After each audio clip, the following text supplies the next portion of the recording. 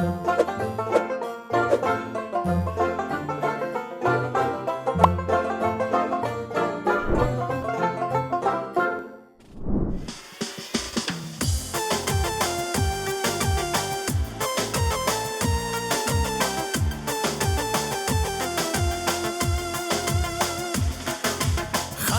خنده ای خنده هستی بکس زیبنده از قهقهی تو هرگز نمیتونم دل کنده از قهقهی تو هرگز نمیتونم دل کنده خنده خنده ای خنده. ассалому алайкум тамошобинони азизу арҷманд хурду калон пиру ҷавон ман ҳамаи шумоёнро ин лаҳзаҳо ба назди оинаи нилгун баҳри тамошои барномаи ҳаҷвии шодона тақдим аз телевизиони сафина даъват кардани ҳастам. азизони дил, дер боз нахандидаед, пас шумо тамошобини мо ҳастед. агар мардум инсон агар ханда кунад, пас умри хешро дароз месозад ва ба вай ягон хел дорухона ҳам лозим нест. аз ин хотир дӯстон, барномаи шодона махсус барои онҳое ки ҳисси ҳаҷвӣ хеле баланд доранд. хайр, акнун мо мардуми ҳаҷвнигор бояд ки ягон чӣ кобем, ягон чизи нав ёбем да. ҳамин нигаҳ мекунам ки як мард болои ҳамун роҳи оҳан нишастагӣ, аз ҳамун поёни кисаш як нонмайдами як чӣ гирифта ҳамунҷо пош истодааст. чумчуқчаҳо омада нӯл зада дон хӯрда истоданд. ин манзараи дида ман ба аҷоиб шуд. барои чӣ мардак вақте ки поезд рафт нишаста ҳамин хел кора карда истодааст. нигоҳ карда истодам якдам як нафари дигар бо ҷомадон аз назди вай давида буромада истодааст. рафт камтар давид, ба фикрам расонда натавонистми, гашта қафоба омад. гуфт ҷомадона монд назди вай мард башишт. вай мард оҳани роҳи оҳанба нишаста нонпошиша давом дода чумчуқчаҳо чириқ дон зада истоданд. ҳа бародар камтар дам гиред. гуфтам онад вай ҷомадондор асабама нарасед. ҳозир бе ҳаминам ман ҳамин қатораба ман савор шуданам дар кобул савор шуда натавонистам. ҳа ҳеҷ гап нест, зиқ нашавед, камтар шинед, ором шавед. бас кунед, ман пассажири ҳамин қаторае ки рафт, ман пассажир. гуфтам онад гӯед. як гап шунидам, худамам ҳайрон шудам. ала вай нишастагӣ мардак чӣ мегӯяд? ман машинисти ҳамин қатора. манам мондам, шумоям мондед. хоб кунам, кора бинед. аҷоиба.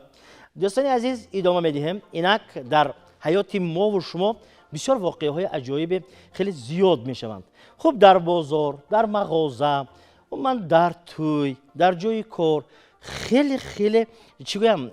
воқеаҳои аҷоиб зиёд мешаванд. як сарвари корхона рӯзе омадасту ҳамун қаровули назди дарвозаи корхонаашро даъват карда гуфтааст: дӯстам,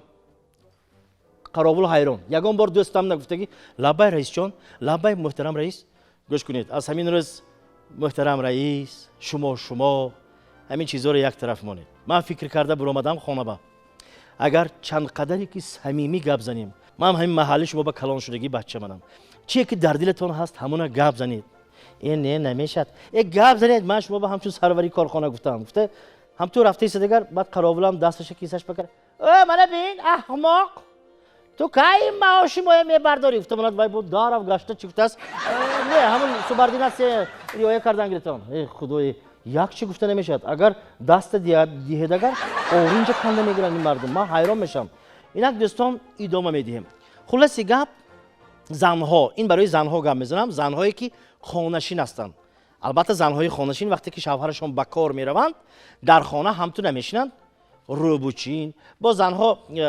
ду типпа ҷудо мешанда. хонаи ҳавли заминокиба менишастагиҳою бисёр ошона ба менишастагиҳо. бисёр ошонаҳо кати ҳамин ҳавли ба менишастагиҳо баъзан байнашон гап мезананд. чӣ мегӯянд? вай хони заминокитон ба дида, ин квартираҳо ба расо ташвиш бисёр мегӯянд. ваяш мегӯяд ки куҷо вай якта қуттидия вай инҷа ба ташвиш бисёр. хулоси гап, як зан интизор шудааст, шавҳараш бегаҳӣ аз кор омадааст.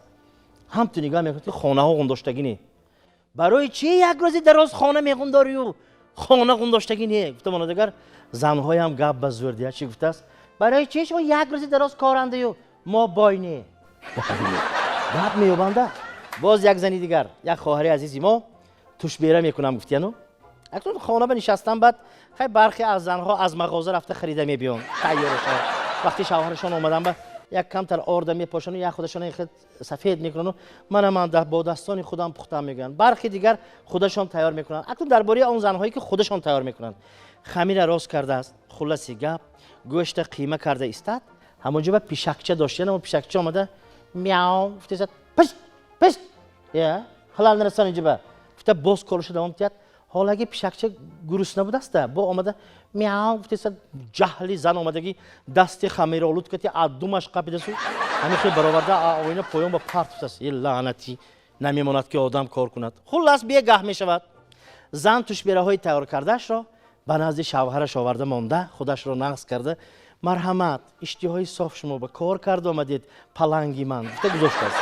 مردک پنج شاخه گرفته همین خیلی زده میشد که حالا اگه پیشکچه نه از دیو مردک بونه میاو گفته ما مردها رحمدل زنها به نگاه کردگینده یک توش بیره گرفته ما گفته اگر حالا اگه پیشک گوید همین یک تا توش بیره خورده خودش پرتفت است شخ شده که با این پرتفت است مرد دیلش به غلو پیدا شده است این زن داخلی توش بیره به یک چی انداختو من کشتن میخواهد صاحبی این خانه شدن میخواهد گفته سو زنک اینجا بیا از همین مویش قبضگی موی سرش رگر تو مرا کشتن میخواهی گفته دو فیغان بلند شدگی و یا گله همین چیزا شکسته سرن وای خانه بگرفته رود حالا اگه پیشکی افتیدگی هم تو خسته اینو ببینید اگر با همین خیلی از دو من قطعه پرتایی از این بهتر میکنم لیکن عزیزانی دلو دیدم من گفتنی هستم که در خانه اگر یگان پرندچه یا یگان حیوانکی باشد این خوب است زیرا وقتی که تو عصبانی میشوی آمده نزدیک وایبا مثلا گیریم همین ماهی که داخل اکواریوم به هست هوای هم آدم به چی گویم عصبش آرام میکند من یک رئیسی کارخانه پرسیدم که رئیس ببخشید قبولگاهتون به دیدم یک اکواریومی کلان کابینتتون به یک 4 تا اکواریومی کلان این شما ماهی های دوست می‌دارید میگفتم منم همین خیلی دام پاشیده مقیم جان من بسیار دوست می‌دارم میدونید برای چی رئیس گفتم منم دهان میکشاد و آواز ندارد عجایب آدم سخن را ادامه دادم من گفتنی هستم که ممکن برخی از شما گویند که برای چی همین مقیم فقط درباره زنها گپ میزنند مردها گپ میزنند نه اکنون کارهای عجایب واقعهای عجایب محض شما هم کتی میشود خواهرای عزیز بعضیاتون کلانسال و حالی هم افسانه و باوریتون است یک زن خانه‌اش تازه کرده است لطقتی تازه کرده است ترکان میگوییم که نان خورک هوای پاچکش این خیلی کاری است بعد همین خیلی نگاه کرد دیدی انا داروی من چاشیدگی تو به تاثیر کرد گفتم من ترکان آواز برآورده است این دارو نه من بریک دانس رقص کروسیام گفته است زنک حیران وای توبه این گپ میزند میگفتم من ترکان بله ما ترکانی عادی نی ارزو تو گپ جان من ارزو تو اجرا میکنم ای وای ماهیچه ها بود که ارزو اجرا میکردی از ترکان هم اجرا میکند گفته است چند تا ارزو یک تا من میخواهم که اكو سروسی ما کدام ارزوشو گفتن من میخواهم که مردکا از قفای من دویده گردن گفتم من ترکنم گرفته سو حالا زنه که تو بی فوتبال نکرس خدا حیران میشم حیات هم خیلی رفیقم خلاص ادامه میدیم عزیزان اکنون من درباره چی گفتنی خوب امروز ها من به قریبی عید آموزگار جشن گرفتیم الهه استادان صحتمند و سلامت باشن درباره کسبیت ها اگر کسب ها گپ زنیم اگر انا بی آموزگار یگان نفر با یگان مرتبه نمیرسد رفیقا خود از خود یگان کس عالم نمیشد پیش از خودش ده بنابراین آموزگارا به سری تعظیم فرود میارم و گفتنی هستم که بسیار انسان های وزینن آموزگار نگاه کنید درس شما 39 نفر یک نفر خودش همونجا نشسته درس میگوید این که حالی اگر همه آرام شند اگر آرام نشند عصبش ترنگ میشد خانهش بمیرد بید بیکار به از لوی در آمدگی ایسو میزند اوسو میزند جنجال میکند آموزگار به قین بعضن اکو درباره آموزگارها سخن میکنیم یک آموزگاری سال خورده خانه شما نشسته حالگی کمپیر خطی خورا خورده شدن کمپیرم یک چی همون گرفته دندان نیست کو چپ کرد خورده شدن یک تا فروورش چپ نکن باید آرامی شده است با همین خیلی خوراخوری دوام دادین و حالگی مرد با یک دیگه زده است چی به میزنید من چپ چپ کنه گفتم نیو گفتم من یادم بیاد فیلم می بیاد است عزیزان امروز ها اگر درباره حیات امروزه گپ زنیم اگر عجایب حیات از رفیقا باور کنید کار به میرویم کار به میرویم هم کارو قطعی وا میخوریم کارخانه یک کارخانه بسیار بزیبک هم کارو یک دیگر پرسیده میستن هم تو نمی اگر مثلا یک نفری اگر بیمار شد همه میپرسن که کجا بشودن کنی وای کس هم تو نمی دوستان اصلا گیریم اگر من همین برنامه شادانه ای ما برای آن نفرانی که دوستان مخلص حج و خنده هستند دویم پیگیری همین برنامه هستند برای چی نامش شادانه ماندیم شادانه تماشا کردن در کرده من خودی از دیدی شدم که اهل اویله نشسته تماشا کرده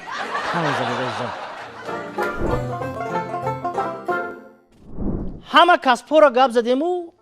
آهنگر دربارش گپ نزدم ماندیم رفیقا آهنگر کسب بی‌نهایت زور مردانه کسب دوای رفیقا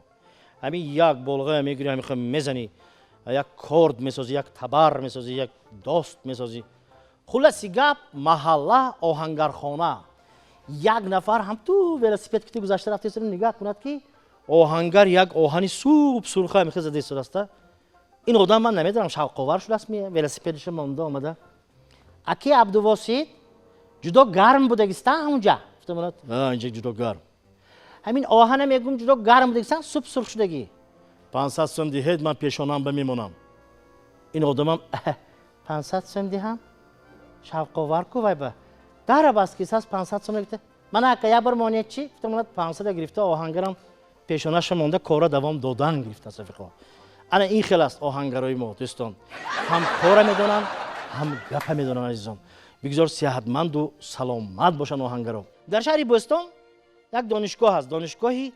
کوهی متالورژی یعنی که اینها متخصصان کوهی تیار میکنند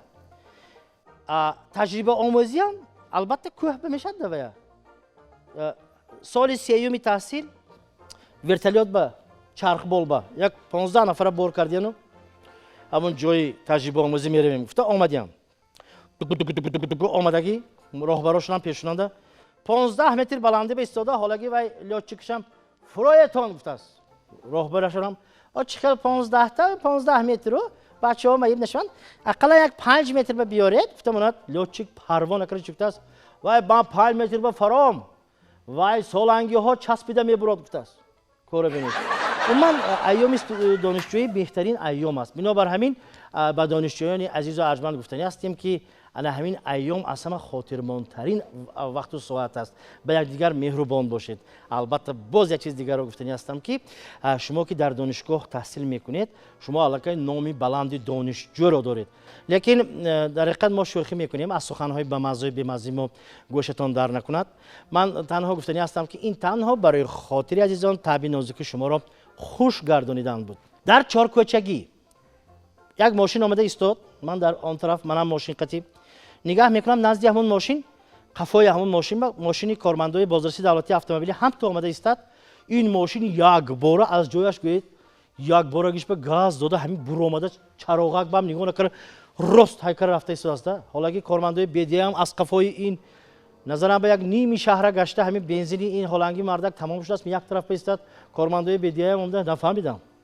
برای چی چراغک به نگاه نمیکنید یک بار از جایتون گاز دو گریخته رفتید یگان شما گناهکار میگفتم به خدا من گناهکار نه همه حجتام هست رفیق کماندیر من یگان چه قاعده ویران کردم من شما دیدم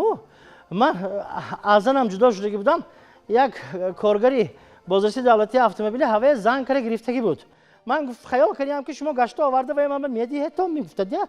برای همون گریختم گفتم حیات بینید زن از شوهر جدا شدگی مرد از شوهر جدا شدگی هر دو یکتی فرزند دارن تقدیر امری تقدیر که هر دوشون یکتی شدن نگاه کنید دو فرزند الکای های روزی آفتابی فرزندا بازی کردن خیلی کودکا بازی کنه جنجال میشد کو زن و شوهر خیلی نگاه کرد چیفت است زنک اینجا بیا و ببین از آنی توی از آنی من یکت شده از آنی هر دمای زده ایستادن یک نفر هنگام جراحی از جایش برخسته یک بارگیش به گریخته رفته است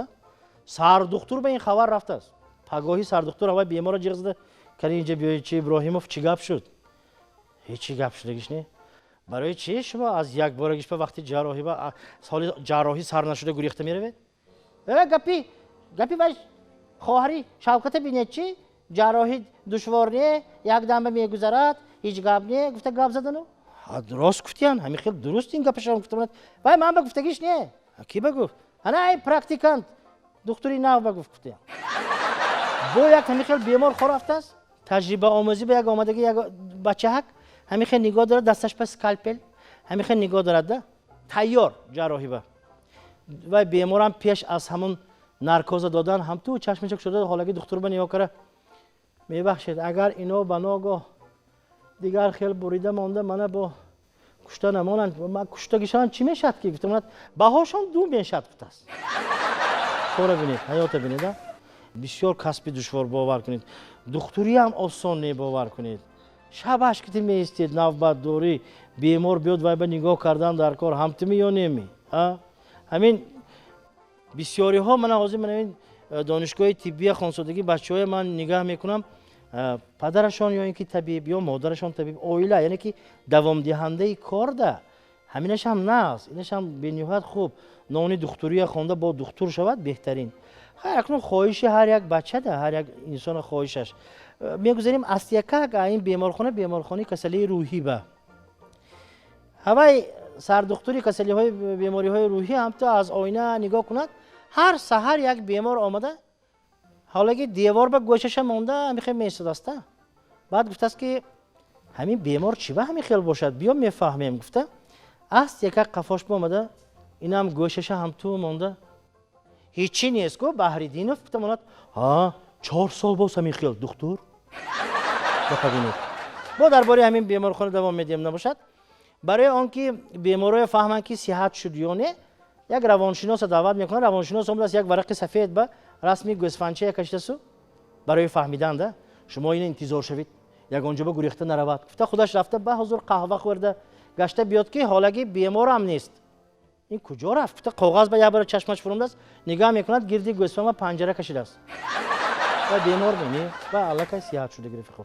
بگذار همه صحتمند و سلامت باشن مردم تاجیک دائما توی باشد عزیزان اکنون حاضر نگاه کنیم اگر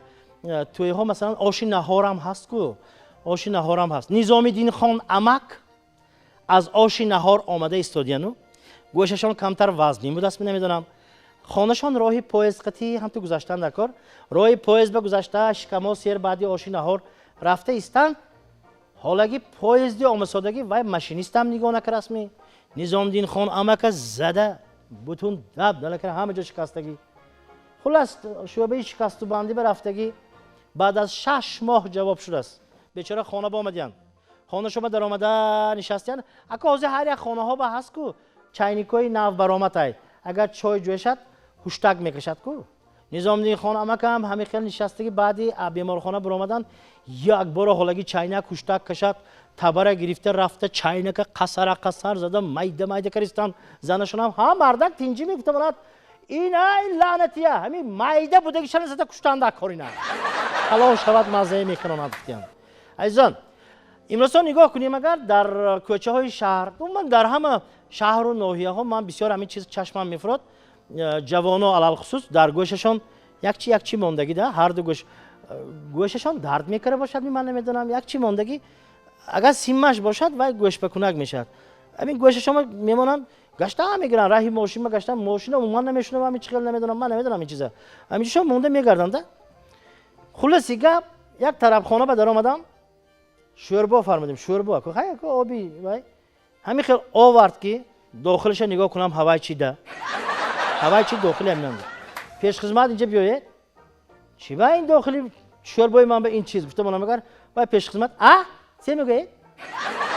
انا کورا بینه رفیقا گفتنی هستم که سری ما سازماندهندگانی برنامه شادانه با آسمان میرسد دائما همین خیلی شاد چهره خندان لب بمانید عزیزان اون من از همین قاش و قبا خدا نگاه دارد در کوچه ها از سحری بر وقت با چهره کشاد اگر شما برایید مثلا مرشد که بیاییدم شفیار هم نگاه کنید شما خنده تون دیده خنده اصلش بگیریم همون وای با این کرونا ویروس با این میگذرد ده دیگر بعد لکه بسیار نخندید بود بسیار خندید بیمار میگم بیماری دیگر طرف شما تبسم کنون السلام علیکم صبحتون بخیر باشد گفته از یک درایید اگر همون شفیار هم خنده میکند یک چی میگه چهره کشاد میزه بعد هر یک نفر به هم تو یا نمی همین یک مرشد که شدگی کار odam bisyor یک دختر راست ایستاده است تلفن میشد ها گلی جان نظمی سازی سلامتیات ساز تینجی جنجال شد بله من جدا میشم چی با سببش میگو گپ زنم گوش کن نباشد من خانه با آمدم گلی جان خانه با آمدم هم کلیت خودم هست کو کلیت گرفتم در آمده شدم نگاه میکنم یگان خیلی آواز نیست ده خانه با خودی هیچکی نبودگی برینده همین طرفی نامش چی و جایی که من و شوهرم خواب میکنیم کو اما حجره خواب به همین درش شام گلی جان بیا من اسکو هم با آمدم سانی گپ میزنیم گفته سو فرامده رفته است بیگهی با مرشود که از وای طرف آمده است همون دختر برآمده هم تو قپیده ایستاد نیم زیادی مرشود که چفت است دخترم یا با گلی جان با زنگ زنید با آدمو با شوق‌آور همین چیز